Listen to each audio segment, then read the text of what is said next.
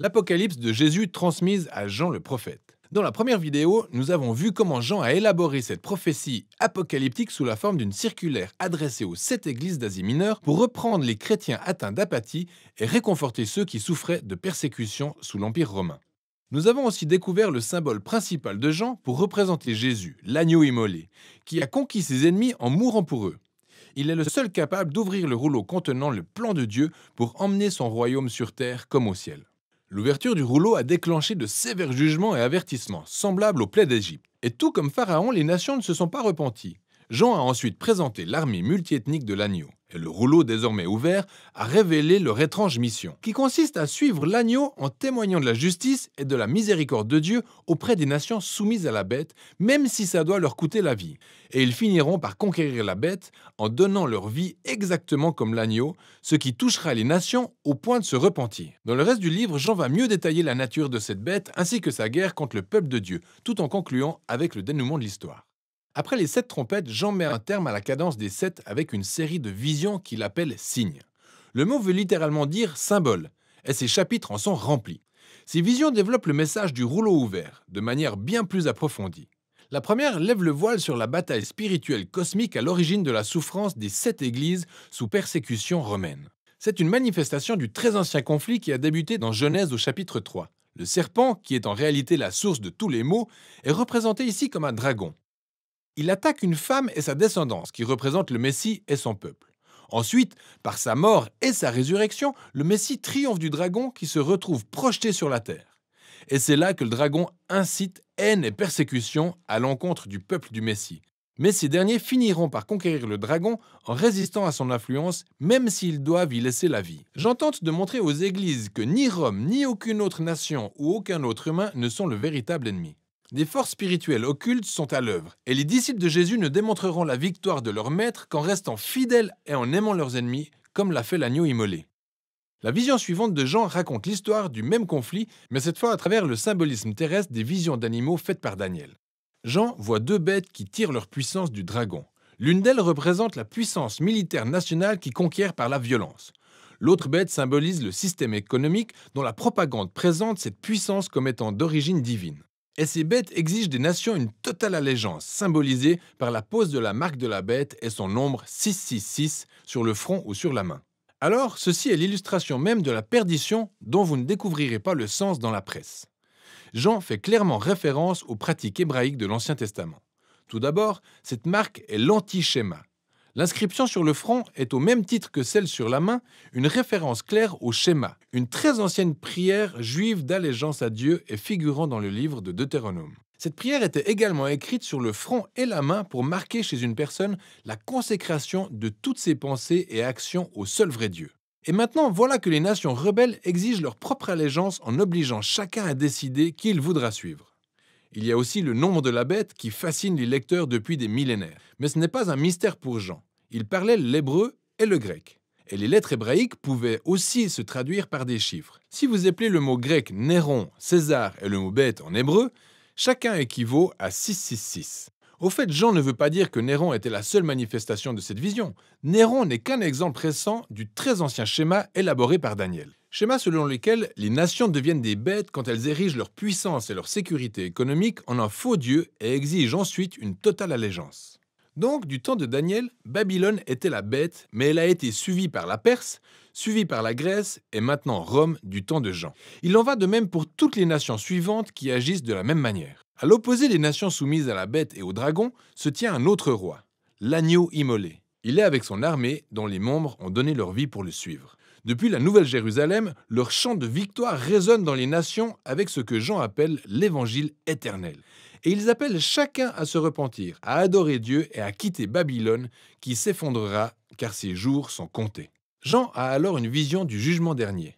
Elle est symbolisée par 2 récoltes. La première est une bonne récolte de céréales alors que le roi Jésus vient rassembler son peuple fidèle autour de lui. La deuxième récolte est une vendange de grappes de vigne qui représente l'intoxication de l'humanité par le mal.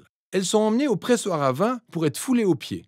Le fait est qu'à travers toutes ces visions imagées, Jean présente un choix ferme aux 7 églises. Vont-elles résister à la tentation de Babylone et suivre l'agneau? Ou vont-elles suivre la bête et subir sa défaite? Maintenant que le choix est clair, Jean déroule le cycle final des 7 jugements divins, symbolisé par le déversement des 7 coupes. Grâce au rouleau de l'agneau et aux signes dans les visions, nous savons désormais que plusieurs nations finissent par se repentir. Mais à mesure que les plaies d'Exode sont répétées et déversées des coupes, il y a toujours un nombre important de personnes qui ne se repentent pas. Elles continuent de résister et maudire Dieu, exactement comme Pharaon. Ce qui conduit à la 6e coupe, le moment où le dragon et la bête rassemblent les nations pour faire la guerre au peuple de Dieu dans un lieu appelé Armageddon. C'est une plaine dans le nord d'Israël où plusieurs batailles ont été menées par Israël pour repousser l'invasion d'autres nations. Et pour certains, cette 6e coupe dépeint une véritable bataille à venir. Mais pour d'autres, il s'agit d'une métaphore représentant la justice finale de Dieu sur le mal.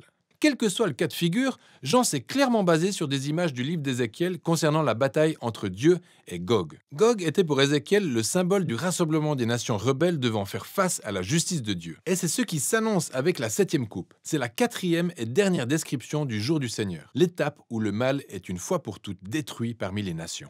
Maintenant que Jean a entièrement dévoilé le message du rouleau de l'agneau, désormais libéré des sceaux, il revient sur certains aspects pour développer 3 thèmes clés qu'il a relevés plus tôt. La chute de Babylone, la bataille finale pour triompher du mal et l'avènement de la Nouvelle Jérusalem. Et chacun d'eux aborde sous un angle différent la phase finale relative à la venue du royaume de Dieu.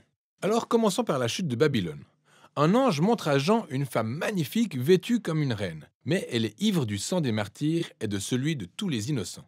Selon les signes dans la vision, elle chevauche la bête dragon qui est le symbole des nations rebelles, et elle s'appelle Babylone la prostituée. Les symboles détaillés dans cette vision devaient être bien connus des lecteurs contemporains de Jean. Car non seulement il personnifie la puissance militaire et économique de l'Empire romain, mais il va bien au-delà. Dans cette vision, Jean a fait un mélange des mots et images de chaque passage de l'Ancien Testament sur la chute des cités antiques de Babylone, Tyr et Édom. Jean montre tout simplement que Rome est la version la plus récente de la définition que faisait l'Ancien Testament de l'archétype de l'humanité en rébellion contre Dieu. Ils se rassemblent et constituent des nations qui érigent leur système économique et militaire sous forme d'idoles. Et cet état de fait ne se limite pas au passé ou à l'avenir. C'est le reflet de la condition humaine tout au long de l'histoire. Et des Babylones, il y en aura toujours. Ils se succéderont jusqu'au jour où Jésus reviendra pour remplacer Babylone par son royaume. Mais comment le royaume de Jésus viendra-t-il ? Jusqu'ici, le jour du Seigneur a été présenté comme un jour qui verrait le feu à l'œuvre, ou la terre trembler, ou encore la récolte. Il est désormais dépeint comme une bataille finale racontée à 2 reprises. Bataille au terme de laquelle les martyrs sont glorifiés. Ensuite, Jean nous ramène à la 6e coupe, où les nations se sont rassemblées pour affronter Dieu. Mais soudain, Jésus apparaît. C'est le héros suprême. Il est la parole de Dieu, avançant sur son cheval blanc, et prêt à conquérir le mal du monde. Mais remarquez ceci, il est recouvert de sang avant même le début de la bataille. Mais c'est parce qu'il s'agit de son propre sang. Sa seule arme est l'épée qui sort de sa bouche, ce qui est une image adaptée du livre d'Ésaïe. Et Jean de préciser qu'Armageddon ne sera pas un bain de sang. Bien au contraire, le même Jésus qui a versé son sang pour ses ennemis vient rendre justice. Il demandera des comptes à ceux qui refusent de se repentir de leur voie et qui ont ainsi contribué à mener le bon monde de Dieu à sa perte. Le feu destructeur de l'enfer qu'ils ont allumé dans le monde de Dieu scelle à juste titre leur propre sort. Par la suite, Jean a une vision des disciples de Jésus assassinés par Babylone qui sont ramenés à la vie et règnent avec le Messie pendant 1000 ans. Ensuite, le dragon, ayant suscité la rébellion de l'humanité contre Dieu, réunit les nations du monde pour se rebeller contre le royaume de Dieu. Mais face au trône de justice de Dieu, ils subissent toutes les conséquences d'une écrasante défaite éternelle. Ainsi sont détruits tous ceux qui ne veulent pas participer au royaume de Dieu au même titre que les forces occultes. Ils reçoivent ce qu'ils voulaient, exister par eux-mêmes et pour eux-mêmes. Au final, le dragon, Babylone et tous ceux qui font le choix de les suivre sont mis sous quarantaine éternelle, à jamais privés de toute possibilité de corrompre la nouvelle création de Dieu. Alors, il existe de nombreuses théories sur le lien entre les 1000 ans et ces 2 batailles. Certains pensent qu'il décrit une séquence chronologique au sens littéral, le retour de Jésus, suivi du règne de 1000 ans sur terre, appelé le millénium, suivi du jugement dernier de Dieu. D'autres pensent que les 1000 ans sont un symbole de la victoire présente de Jésus et des martyrs sur les forces occultes et que les 2 batailles décrivent le futur retour de Jésus sous 2 angles différents. Quel que soit le point de vue adopté, une remarque claire en ressort. Quand Jésus reviendra en tant que roi, il jugera le mal de manière définitive et glorifiera ceux qui lui ont été fidèles. Le livre s'achève sur une dernière vision qui est celle du mariage entre le ciel et la terre. Un ange montre à Jean une superbe mariée symbolisant la nouvelle création venue se lier pour toujours à Dieu et son peuple d'alliance. Puis Dieu annonce qu'il demeurera avec l'humanité pour l'éternité et qu'il renouvelle toutes choses. La vision de Jean est en fait un kaléidoscope de promesses de l'Ancien Testament. La scène se déroule dans un nouveau ciel et une nouvelle terre, une création restaurée, guérie de la souffrance et du mal qui ont entaché l'histoire de l'humanité. Il y a aussi un nouveau jardin d'Éden, le paradis de la vie éternelle avec Dieu.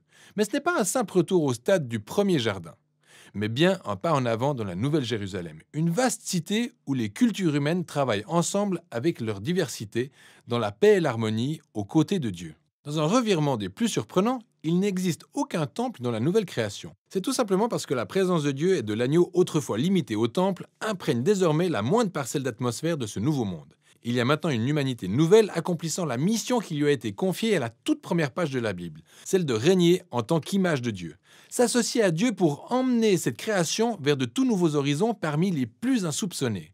Ainsi s'achève l'Apocalypse de Jean ainsi que l'histoire épique de la Bible dans son ensemble. Jean n'a pas écrit ce livre comme un code secret permettant de déchiffrer la date du retour de Jésus. C'est une vision symbolique qui a suscité l'espoir et le questionnement aux 7 églises du 1er siècle et à toutes les générations suivantes de chrétiens.